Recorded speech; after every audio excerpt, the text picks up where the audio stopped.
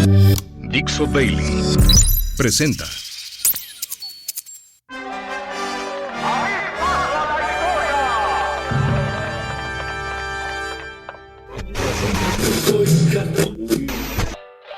Damas y caballeros, aquí se platican historias, Anécdotas y efemérides. Porque jamás la historia se atrevió a tanto. Con Alejandro Rosas. ¿Qué tal, amigas y amigos? Esto es su podcast de confianza, su podcast para adquirir conocimiento, para burlarse del pasado y para cualquier cosa que se les ocurra, porque jamás la historia se atrevió a tanto. Y yo soy Alejandro Rosas y estoy muy feliz de estar una semana más con ustedes, siempre pensando qué tema les podría interesar para no caer en los típicos de independencia, reforma, revolución. O sí, pero tomarlos desde otro punto de vista o desde otra perspectiva, siempre con la intención de conocer más del pasado, divertirnos, entretenernos y sobre todo siempre dudar de la historia. Hay que cuestionarla, ya se los he dicho, y sobre todo hoy que pululan los tiktokeros que se creen historiadores y que verdaderamente están de lágrima. Pero bueno, esa es otra historia. Y vámonos directamente, porque hoy quiero empezar como hacía mucho no empezábamos. Con la música por dentro. fuego en la pista. Luis Miguel se cortó el pelo. Sí, Luis Miguel se cortó el pelo. Esa fue la noticia que recorrió el país como reguero de pólvora más o menos a mediados de 1989. Desde luego, para su club de fans, por no decir feligreses y feligresas, fue una tragedia. Cómo se había cortado el pelo, ¿no? Para quienes seguían su carrera desde principios de los años 80, fue solo una curiosidad que no pasaba a mayores. Pero hagan de cuenta que parecía que el cantante hubiera realizado una hazaña sin precedentes, digamos como escalar el Everest sin oxígeno y de cabeza. Así, era noticia que no solamente estaba en Ventaneando o en estos programas que ya por entonces existían de chismes, sino también en la prensa, la nacional, la de espectáculos. Todo comenzó cuando, en ese año, Luis Miguel lanzó su famoso álbum Busca una mujer. Y el tema, quizá principal, por varias condiciones, fue el de la incondicional. Ese fue uno de los sencillos que además se escuchó por primera vez en abril de 1989. Iniciaba el gobierno de Salinas de Gortari, estábamos transitando hacia el maldito y bastardo neoliberalismo que tanto mal nos trajo, y la incondicional alcanzó el número 1 en la lista Billboard Hot Latin Tracks a finales del mes de mayo. Y como todo lo que tocaba en ese entonces Luis Miguel era oro, permaneció 7 semanas consecutivas en ese puesto y todos cantábamos: tú, la misma de ayer, la incondicional. Por esos años, Luis Miguel ya estaba de moda. No había canción que interpretara que no llegara rápidamente a las listas de popularidad y sobre todo al gusto del público. Yo creo que en ese entonces habría roto cualquier cantidad de récords de llenos totales en el Auditorio Nacional. Luego lo hizo, pero acuérdense que en 1989 nuestro Auditorio Nacional lo estaban remodelando. De aquel viejo auditorio, que ya estaba todo desvencijado y venido a menos, se estaba en ese momento haciendo la gran remodelación que se inauguraría un poquito después, también durante el sexenio de Carlos Salinas de Gortari. Pues bien, también por esos años estaban de moda ya los videoclips y aquí llegaron con mucha fuerza. Ya hablamos en la entrega pasada del de Solidaridad, que también fue por estos años. Ya les contaré luego de Cantaré, cantarás. Esa es otra historia. Pero en este momento al famoso productor y realizador Pedro Torres se le ocurrió que podían hacer un video con una dimensión totalmente diferente para la incondicional. Así que él se encargó de producirlo y dirigirlo y decidió que, ¿por qué no? La incondicional tenía que ver todo con el Heroico Colegio Militar. Así que se fue al Heroico Colegio y decidió ofrecerle al secretario de la Defensa Nacional, en ese momento, Antonio Rivielo Bazán. Oye, ¿por qué no hacemos un video aquí? Mira, las instalaciones son maravillosas. desde luego las que están hacia la salida a Cuernavaca, también las de Santa Lucía, que en ese momento pues estaban así relucientes. Total que le vendió un superproyecto y además la idea era de un muchacho que se enlistaba en las Fuerzas Armadas para ser piloto de la Fuerza Aérea Mexicana, por lo cual tenía que separarse del amor de su vida, pero ella, pasara lo que pasara, era la incondicional. Entonces Pedro Torres habla con Rivielo Bazán y le dice, oye, pues mira, te podemos traer beneficios porque entonces se va a difundir muchísimo el video, es Luis Miguel, tendrás más reclutas, es una imagen buena para el ejército, para, digamos, eran los nuevos niños héroes en ese momento de 1989. Y Rivielo Bazán dijo, va, me parece muy buena idea, pero puso algunas restricciones. Por ejemplo, tenían que respetar los horarios. Si Luis Miguel tenía que nadar con los cadetes, tenía que ser a la hora que los cadetes lo hacían. Si tenía que grabar en el comedor, en el desayuno o en la comida, tenía que ser exclusivamente en los horarios en que los cadetes estaban haciendo esa actividad. Sobre todo para no alterar la disciplina, porque al final pues sí era una institución honorable, heroica y no se podía prestar, no era Televisa, digamos. Cuando uno vio el video por primera vez, y yo se lo recomiendo si no lo conocen, pues realmente parecía que Luis Miguel se había preparado como Tom Cruise en Top Gun, ¿no? Como luego se prepararía para todas sus películas de acción, que se había internado durante varias semanas allí en el colegio militar. Pero lo cierto es que la grabación solo se llevó 4 días. Ahora, sí es un hecho que Luis Miguel se lanzó de una plataforma de 10 metros para un clavado, también bajó a rapel de un edificio, y eso, desde luego para las fans, fue considerado como la mayor proeza realizada por un mexicano en la historia de la humanidad. Es decir, exageraban. Pero bueno, todo estaba bien ya cuando vimos por primera vez el video. Pero en el momento en que lo vemos, obviamente las fans, las fanáticas, las feligresas y todas las personas que amaban a Luis Miguel pusieron el grito en el cielo, porque de traer en sus discos anteriores la greña alborotada como si fuera león, pues aquí aparecía con el pelo recortado. Uy, entonces todo el mundo, no es posible, se quitó su sex appeal, Sansón, el drama por todos lados, ¿no? Y de hecho, se cuenta que a la hora que se sentó frente al peluquero, no sé si ahí en el colegio militar o ahí sí fue particular, pues que casi lloraba, que no quiero que me corten, se hizo casi un berrinche, ya no lo quería hacer, pero finalmente lo convencieron y se dejó cortar, nada más que fue todo un montaje. Lo único que le hicieron fue rebajarle un poquito, digamos, de las patillas para que pareciera cadete del colegio militar. Y con unas pinzas, un buen estilista que le agarró el pelo por atrás y muy buenas tomas y muy buena edición de Pedro Torres, impidieron que Luis Miguel se cortara su melena y la melena triunfó. Hay que decir que sí sirvió para lo que quería el general Rivielo Bazán. Sí hubo un aumento en la matrícula para ese año y el siguiente, así que todos quedaron contentísimos. Y desde luego, la incondicional, el video es nuestra mexicanísima versión de Top Gun, que fue un éxito en 1989. Así que le pido a mi querido Albornoz que no se corte la barba ni la greña y que mejor nos ponga otro fragmento de esa canción, que desde luego yo no soy muy fan de Luis Miguel, pero sí es de las que tarareé en su momento porque todo mundo cantábamos por entonces.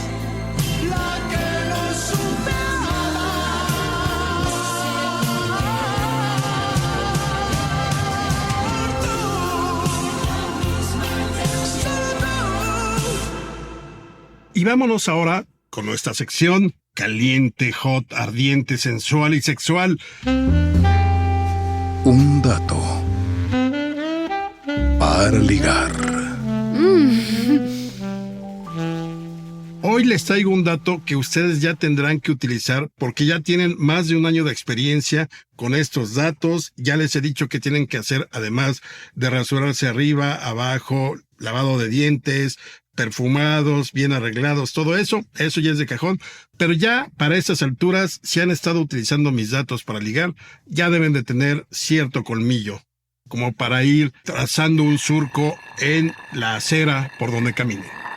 Y este no es un dato fácil, pero es un dato que sí pueden utilizar y dejar a su prospecta o prospecto con la boca abierta.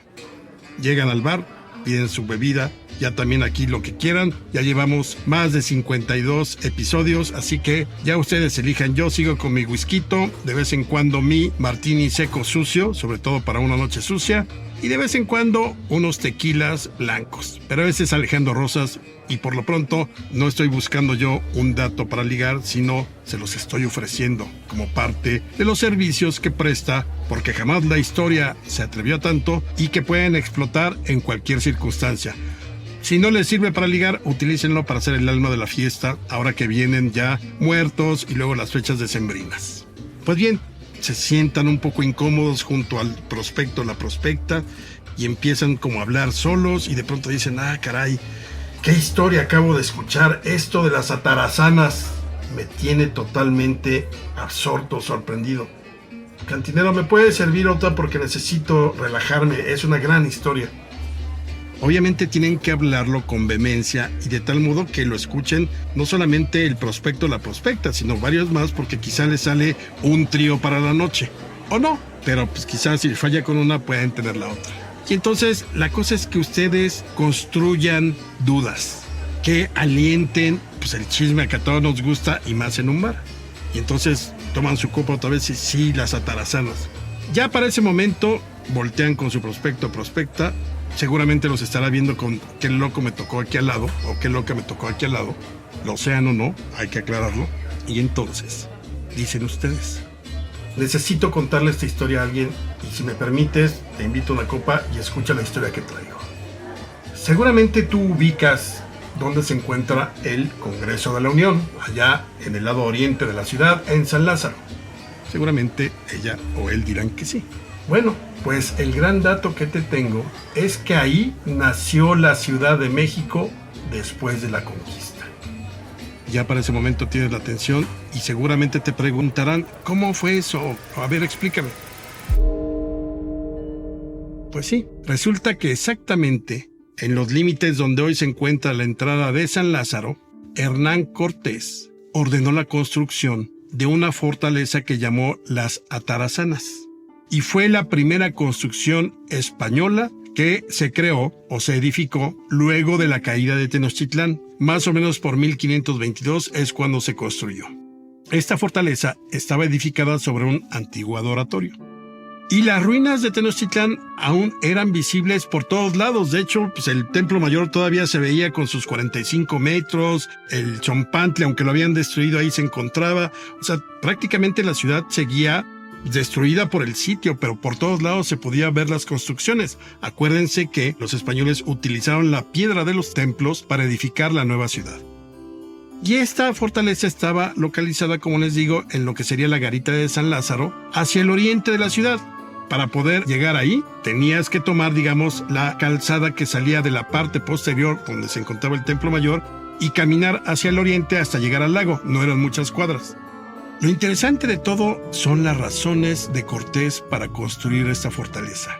Y eran muy claras, pero déjame darle un trago a mi copa. La razón principal es que el miedo no anda en burro. Y lo que quería Cortés era una fortaleza para atracar los 12 bergantines que utilizó durante el sitio de Tenochtitlán, es decir, los barcos con los que sitió la ciudad. Al final fueron 13, pero durante los días del sitio uno no funcionó bien, pero ya en las Atarazanas ahí atracó los 13 bergantines.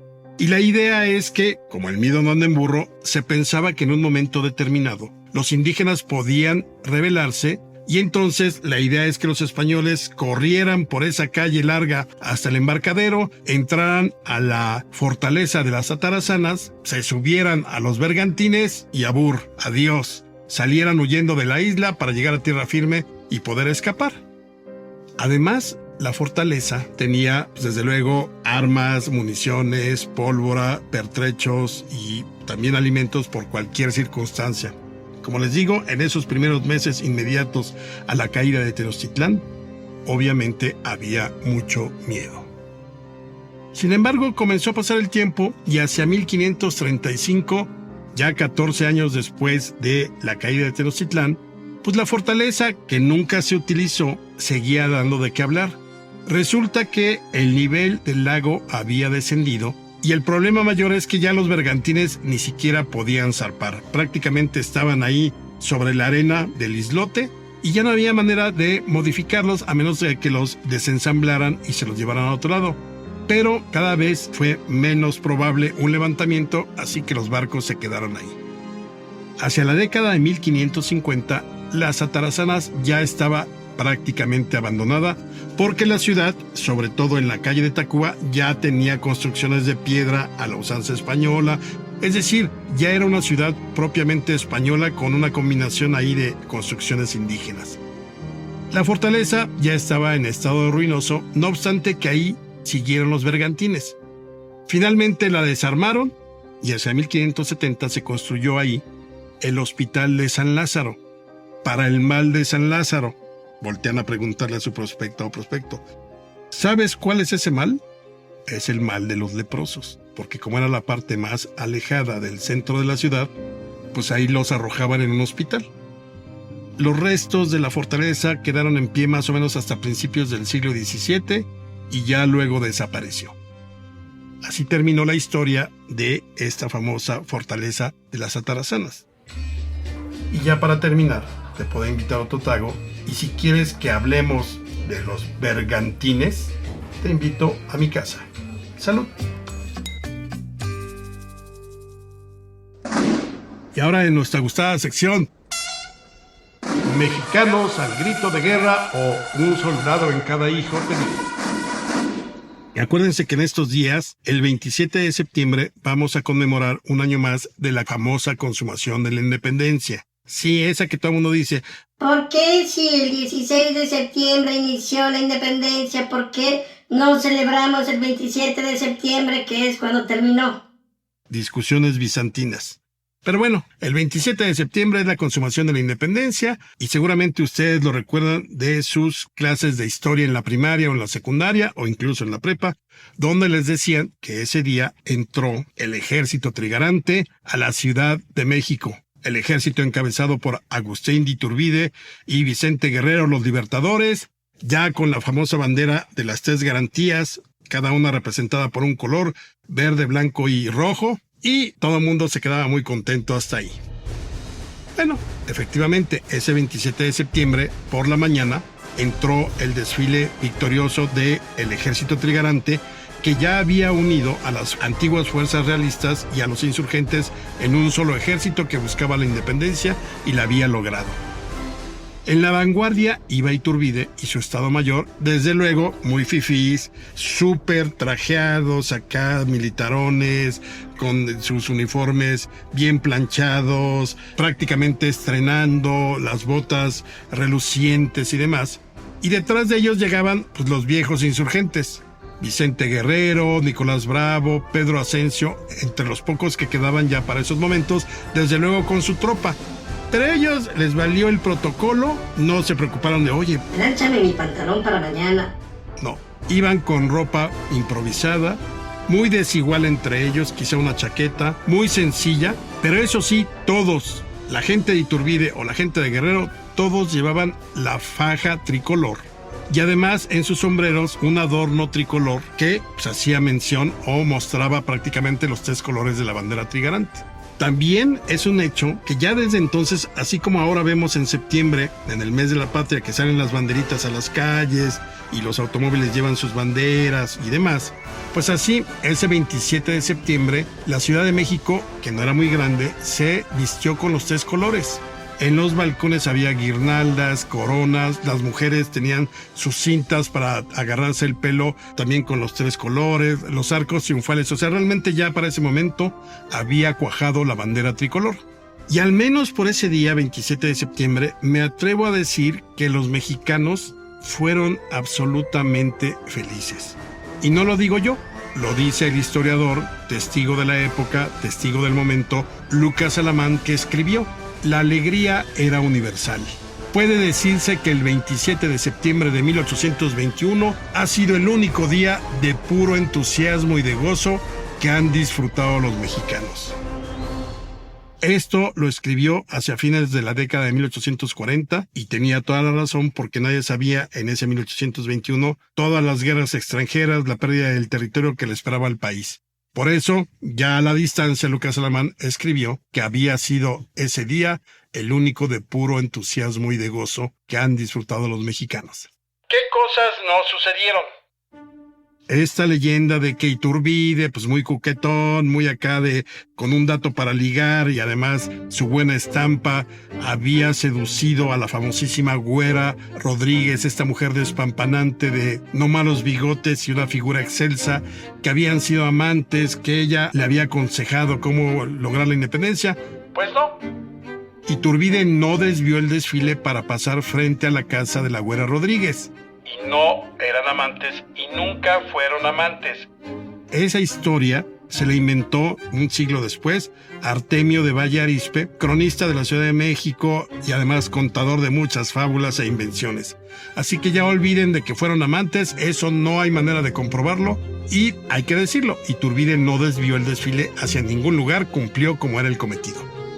También ese día fue necesario que la estatua ecuestre de Carlos IV, que representaba la monarquía española, obviamente se encontraba en ese momento en la Plaza Mayor, pues fue necesario cubrirla, así que consiguieron unas lonas por aquí, tráete unas lonas, las cubrieron y así ya cuando entra el ejército trigarante a la Plaza Mayor, que todavía no se llamaba Zócalo, sino era la Plaza de Armas, O la Plaza Mayor. pues prácticamente la estatua, el caballito, estaba totalmente cubierto, así que pudieron celebrar por la independencia. También, dato para hacer el alma de la fiesta en los días que vienen. El 27 fue el desfile del ejército trigarante, pero fue hasta el 28 cuando se firmó el Acta de Independencia. Y ojo, solo la firmaron la gente de Iturbide. Ninguno de los viejos insurgentes que habían peleado desde 1810 o desde 1811 con Morelos, ninguno de ellos firmó. Eran puros criollitos, puros fifís los que firmaron. Y México nació a la vida independiente como imperio mexicano, así tal cual dice el acta original. Y además adoptó como forma de gobierno la monarquía constitucional moderada. Ya para terminar, esta parte de Mexicanos al Grito de Guerra. Hay que decir entonces, el primer gobernante que tuvo México fue un emperador y fue Agustín de Iturbide. Y el primer presidente constitucional fue Guadalupe Victoria, pero eso sucedió hasta 1824. Acuérdense que Iturbide llega, brinda, hace su meeting, mueve a los acarreados, se contrata ahí unos cuates para que lo aplaudan y lo vayan a aclamar como emperador, y por eso llega a ser emperador. Pero ya para 1823 deja el poder y nos convertimos de imperio a república. Ahí se volvió a hacer un acta de independencia, le borraron la palabra imperio, le pusieron República Mexicana y esa es nuestra acta, la segunda, la que tenemos hasta nuestros días. Y que seguramente la pueden ver muchas veces exhibida en el Archivo General de la Nación. Así que brindemos por los trigarantes y por la consumación de la independencia el 27 de septiembre de 1821. Y ahora les traigo una sección que me gusta mucho porque demuestra que hay indigenismo para toda ocasión. De hecho, se llama Sí, mire, se va a llevar el indigenismo. Indigenismo para toda ocasión.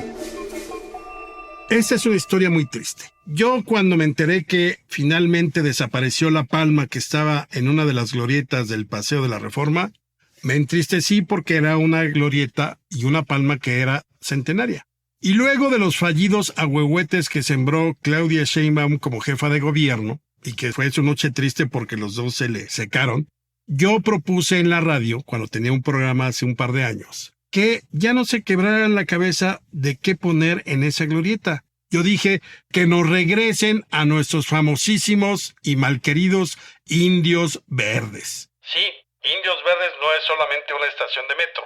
Son 2 esculturas y su historia es muy triste. En 1889, el gobierno porfirista descubrió, como lo hace hoy la 4T, que la exaltación del pasado indígena era una minita de oro.